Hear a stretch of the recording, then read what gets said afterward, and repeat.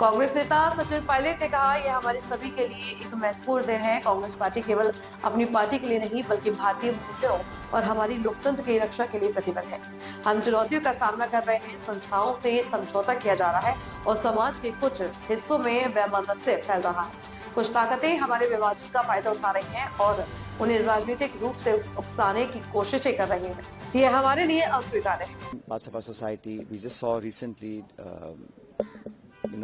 people are taking law into their own hands and creating fault lines between people of different religion, different caste and communities.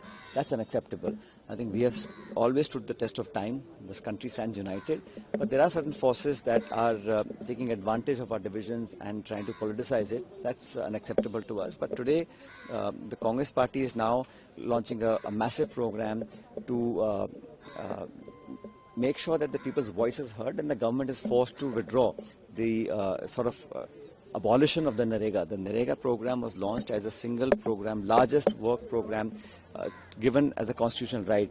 That being taken away, and there are 3 points very quickly I'll make. The state expenditure was 90 Government of India, 10 state governments. Today 60-40.